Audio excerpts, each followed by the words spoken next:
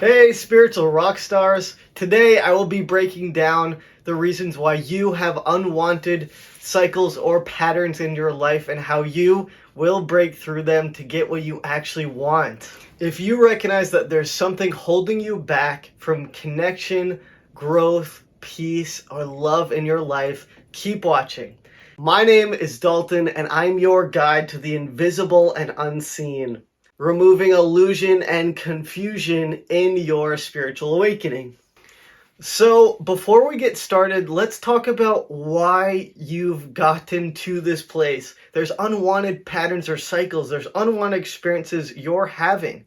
Why does it happen? Well, at one point in your life, you had a stressful or painful experience that happened to you. During this moment, you had pain, fear, stress, anger, sadness in your body. And when you carried forward after this experience happened, at some point in time, your brain has learned to expect danger, wanting to protect you from being hurt again, as it's flagged that particular situation as dangerous. So when the same thing happens again, or something similar to it may happen again, your brain goes, this is familiar, let's brace for the worst. And over time, this protective response becomes automatic.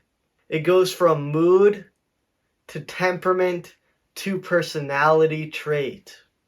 And what I can tell you, using over a decade of experience of reprogramming my subconscious mind, is that change is possible. Change is always possible and available to you.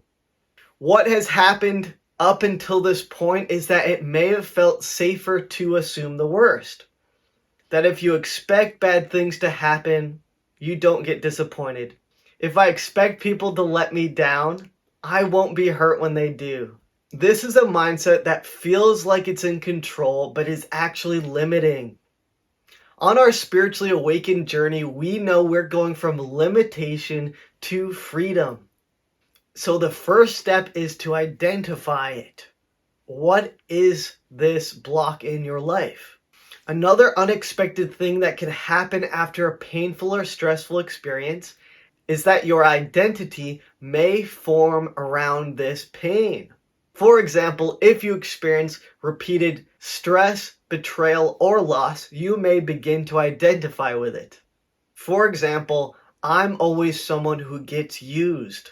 Or people are just fake, I've learned that the hard way. It may have become a part of your narrative, which then shapes how you interact and view the world. Not necessarily because you want it to, but because it feels true based on past data. On this channel, we know that our world that we live in, Earth, is less like a planet and more like a realm of vibration and frequency where all things are neutral until they are observed. What also may have had an effect in your life is that your environment reinforces it.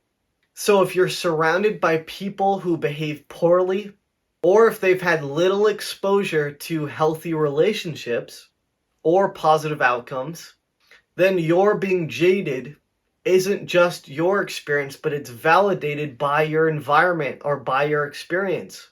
And we know that too, our vibration, our thoughts, feelings, beliefs magnetize or attract things, experiences, people similar to it. So even further physical validation of your limited or unwanted pattern in your life. So at some point, it stopped feeling like a reaction and started feeling like truth. So the line between protection and your personality gets blurred. So change requires vulnerability. Admitting that your view of the world may be incomplete because there is a belief rooted in fear or stress.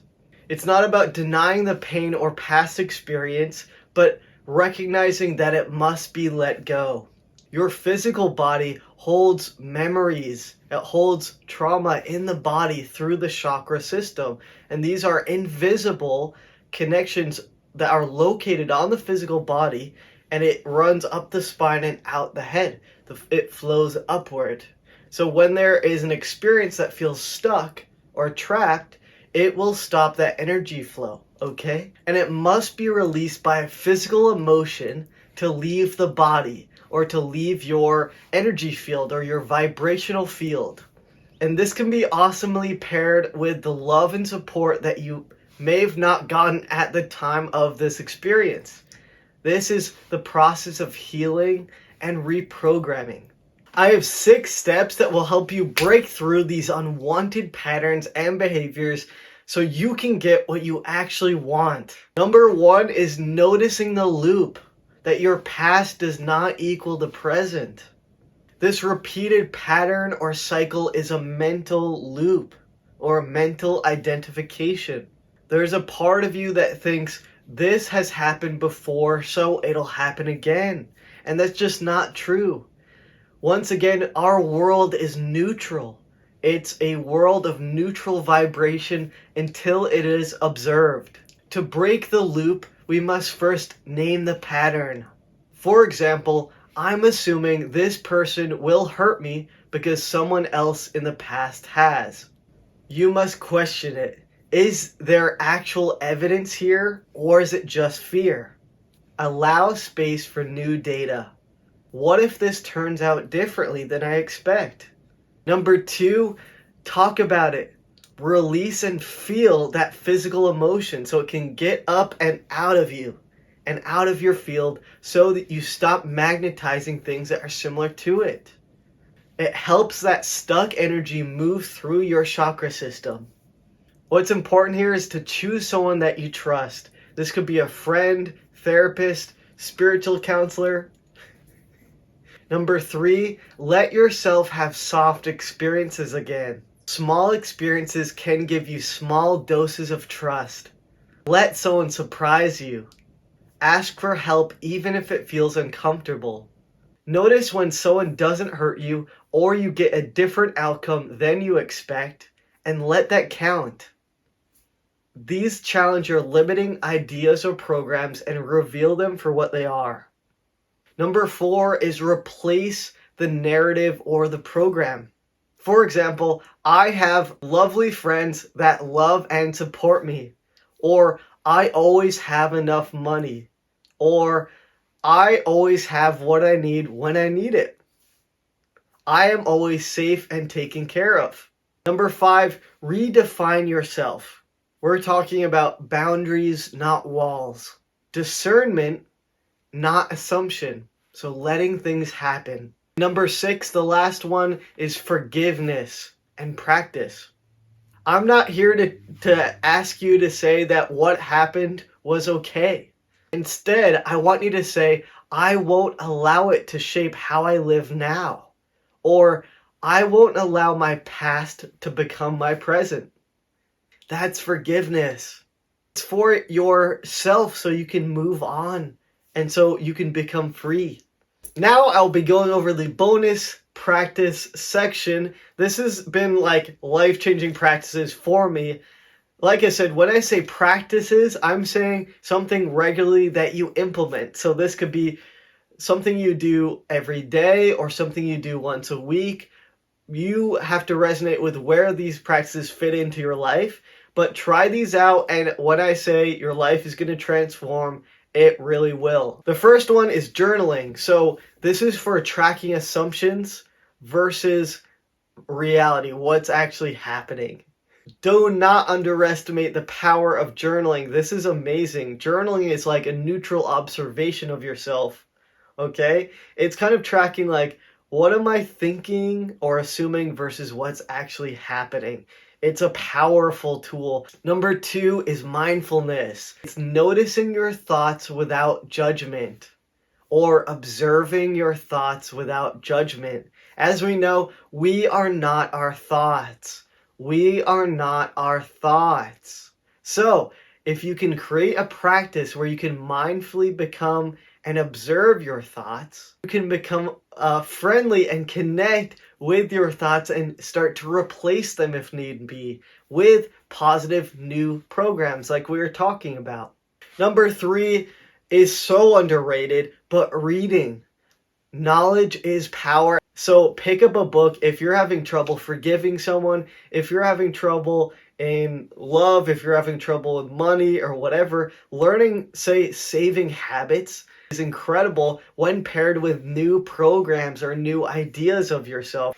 Number 4 is time in nature. This teaches us patience and perspective.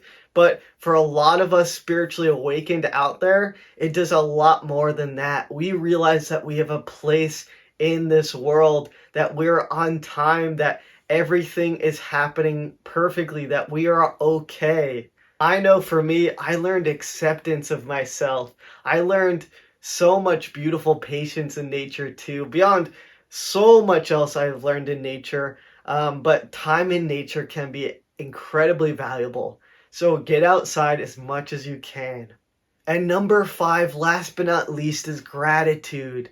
And gratitude, once again, is so underrated. If we look at all the wonderful things we have in our life, we stop seeing the lack. We stop seeing the things that aren't working. We see the things that are working. We see the things that we do have. We see the things that we can be grateful for. And that is so powerful when we're creating magnetic, positive, attractive energy in ourselves. When we want to stop those repeating patterns from happening again, we create new energy. And this can be done so well with gratitude as a daily practice or a weekly practice. Even one thing a day, it does so much. It really does. Like, I love my gratitude practices. And I have like 5 to 10 things I say in my mind. I used to journal it, but now I just feel like it's a part of me. So I'll just like say, like, I'll find myself saying like maybe 5 to 10 things in a day that I'm grateful for. It's amazing, the magic of gratitude. So click the link down below if you want to access one-on-one sessions with me. Also, my guided meditation, which is free, and it gains you access to an amazing weekly email list for awakening souls just like yourself. With that said, I want to say thank you so much for watching. Please like, comment, and subscribe, and I'll see you guys in the next one.